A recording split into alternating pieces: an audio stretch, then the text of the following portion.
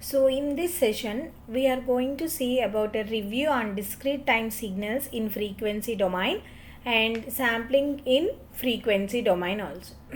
Okay, so these are the points that has to be considered in frequency domain.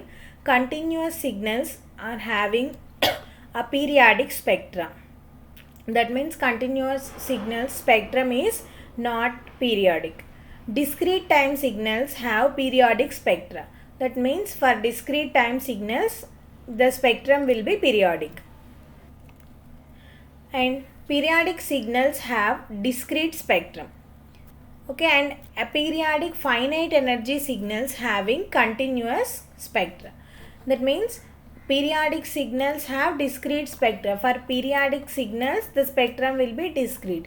For aperiodic finite energy signals, they will be having continuous spectrum. Okay, so now let us see the spectrums here. This is continuous time signals, or else we can call them as analog signals. This is time domain. This is the waveform here. Okay, and this is a periodic signal which is having a period of Tp.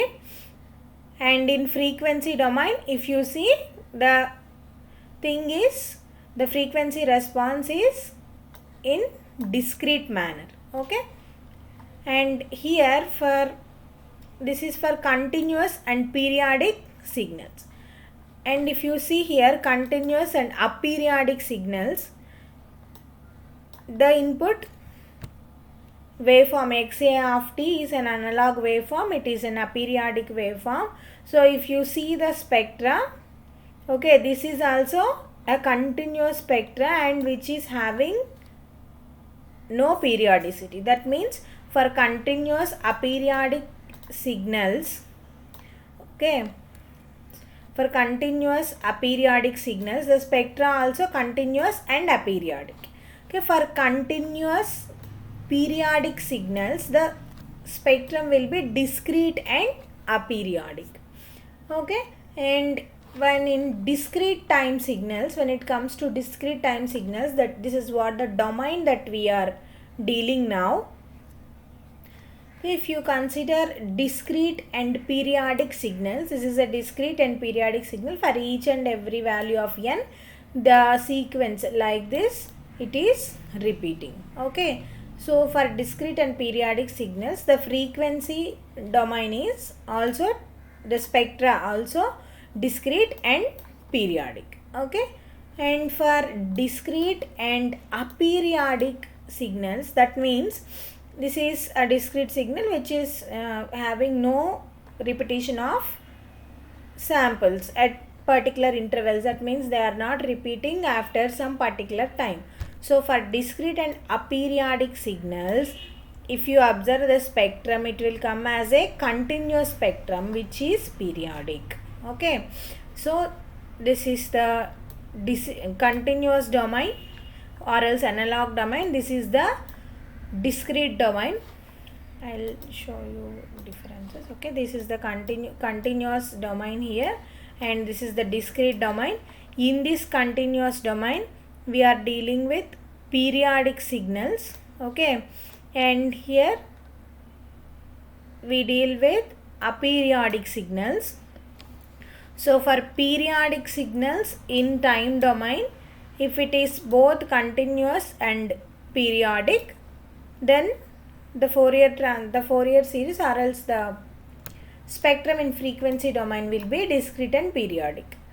The same thing in the same continuous domain. If the spectra is, the domain is same, so the continuous will be here and here, continuous and aperiodic. So here the signal is, the spectrum is also continuous and aperiodic. Okay, when it comes to digital domain or else discrete domain, in discrete domain, in time period, for periodic signals, if it is discrete domain and it is periodic, that means this category, the spectrum will be discrete and periodic. And also if it is discrete, that means in this portion, and it refers from aperiodic signals. Okay, then the spectrum is continuous and periodic. So these are the points that we have to keep in mind in order to analyze the signals in frequency domain. Okay. So now let us see another topic, frequency domain sampling and reconstruction of signals. Okay.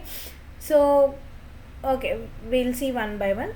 So in general, x of n is a discrete time domain signal obtained from sampling of analog time domain signal x of t. Yes, right. So we are having analog time domain signal x of t, and x of n is the discrete time domain signal.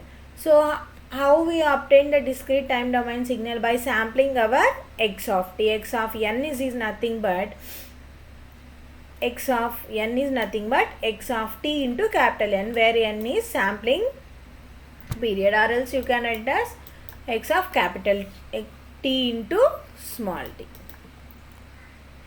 For x of t, the Fourier transform is x of omega in analog domain.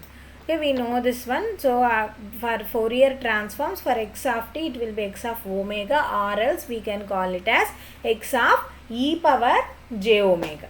Okay, whereas for x of n, x of k is the DFT in discrete or digital domain. Okay, in discrete domain, the signal will be represented as x of n, and for x of n, x of k is the discrete Fourier transform. So if you observe here, the sampling by default, it happens in the time domain. That means for a signal x of t, we will sample it and then we will get our sample signal x of n. For that x of n, generally we apply our discrete Fourier transform to get x of k. Okay. So but here the concept is frequency domain sampling. That means we have to do sampling in frequency domain. We have to convert x of omega into x of k, and reconstruction of signals. That means the reconstruction, if you once you get x of k from x of omega, you have to apply inverse discrete Fourier transform to this x of k, and then you have to get your x of n, the original discrete signal. But the original discrete signal characteristics won't be same for the x of t sampled x of n and the x of k recovered x of n. So what are those differences that we are going to study now? We do frequency domain sampling here, that is x of omega is directly transformed into x of k by frequency domain sampling. Likewise, x of t is sampled to x of n in time domain. We do x of omega into x of k here.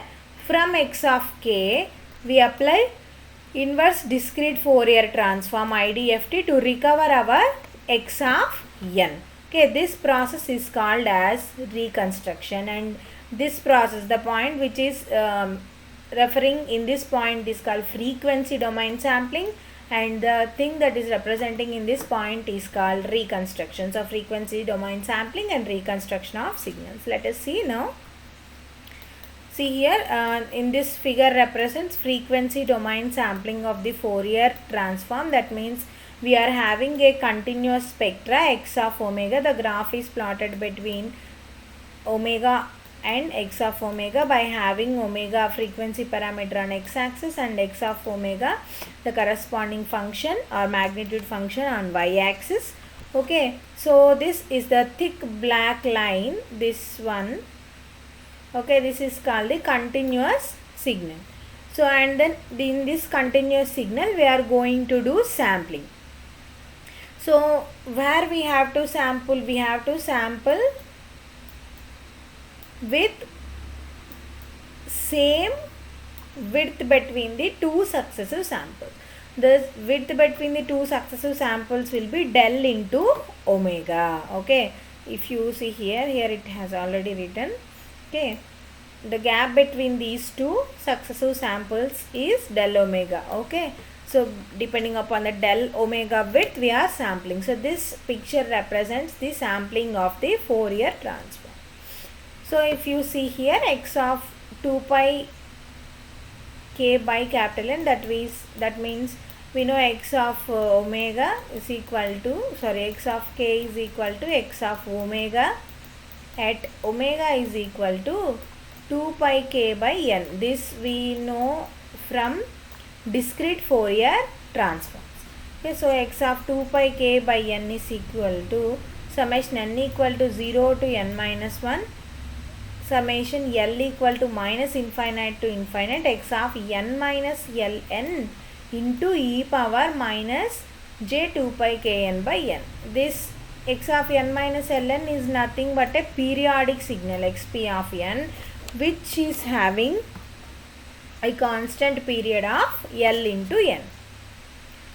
Okay, so this xp of n is replaced like this. X of 2 pi k by n is equal to summation n equal to 0 to n minus 1 xp of n into e power minus j 2 pi k by n.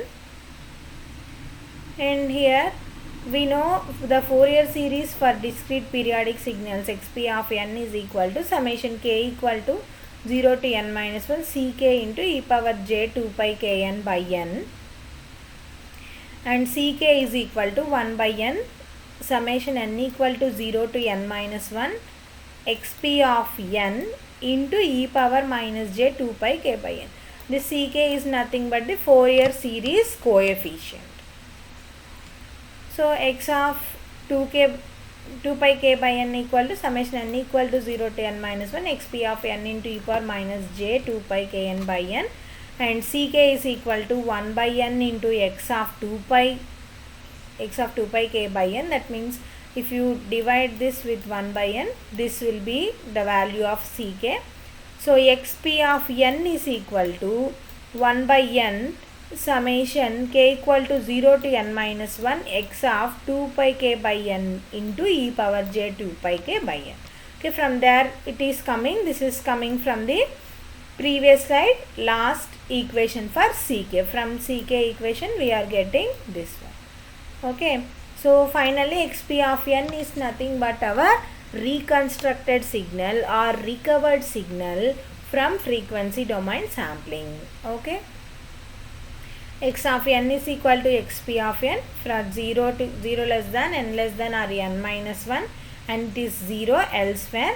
So x of n can be written as 1 by n summation k equal to 0 to n minus 1 x of 2 pi k by capital N into e power j 2 pi kn by capital N. This is nothing but the formula for inverse discrete Fourier transform. Okay, so now we have obtained the x of n. In general we obtain x of k like this, but now here we are obtaining x of n, the reverse process that we have obtained. Okay, so see here, this is an aperiodic sequence x of n of length L, and its periodic extension for n greater than or equal to L, and n less than L it is aliasing. If you see here, this is a aperiodic sequence. This sequence is not at all periodic, this is an aperiodic sequence.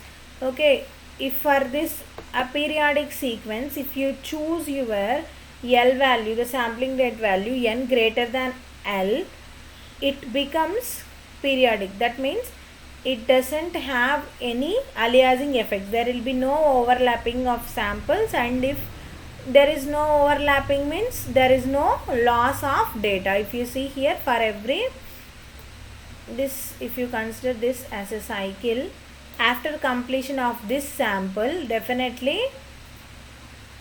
next the same sample starts. Okay, nothing but here it is, we can say that it is repeating periodically. Okay, if it is repeating periodically means there should be no aliasing effect. If there is no aliasing effect means it will be, I mean it don't have any loss of information. Okay, so here xp of n for n less than L, the sampling rate less than L. So when n less than L, what will happen? For every n samples, the sequence has to repeat. So automatically some few samples will get overlapped by the previous series like this. Okay, and for in the same series, these zeros got overlapped by these samples. Like that, we lost some information, or else we'll lose some data. So whenever we are doing this frequency domain sampling, we have to make sure the sampling rate capital L should be greater than or is equal to capital N. If it is equal to N, we'll achieve it correctly. If it is greater than N, if N greater than L, then only the process comes without aliasing effect. Okay. So now we know that x of omega equal to summation n equal to 0 to n minus 1 x of n into e power minus j omega n. Okay. So put x of n is equal to, we know this one, 1 by n summation k equal to 0 to n minus 1 x of 2 pi k by n into e power j 2 pi k by n. So x of omega equal to, if you substitute this one, summation n equal to 0 to n minus 1, 1 by n, summation k equal to 0 to n minus 1, x of 2 pi k by n into e power j 2 pi k n by capital N into e power j omega n. So if you rearrange this one, rearrange the summations, and if you arrange it properly, then x of k, we can write x of k, summation k equal to 0 to n minus 1, x of 2 pi k by n, or else you can simply call it as x of k into 1 by n summation n equal to 0 to n minus 1 e power minus of omega minus 2 pi k by capital N into small n. Okay, that means this x of omega is shifted by 2 pi k times. Okay, that we'll see now. So this is the x of omega graph here. This is the sinc function sin omega n by 2 by sin omega by 2. This is the sinc function of unity magnitude for n is equal to 5. These are the corresponding spectrums for x of n. This is the sequence, and for capital X of omega, this will be our frequency response. The omega is shifted by omega minus 2 pi k times. So if you see clearly here, this is x cap of n, our original signal for n equal to 5, and for this x cap of n, this is the x of 2 pi k by n. This is the corresponding DFT for this one, discrete Fourier transform here. And for here, if you see this one, okay, this is effect of aliasing. In the recovered signal, there is much aliasing. For this aliasing, if you take the Fourier transform to reduce it by making n is equal to L, that means n is equal to 50 here, definitely the spectrum, the desired spectrum can be achieved like this, okay, as this shape. Okay, so this is about frequency domain sampling and reconstruction of signal.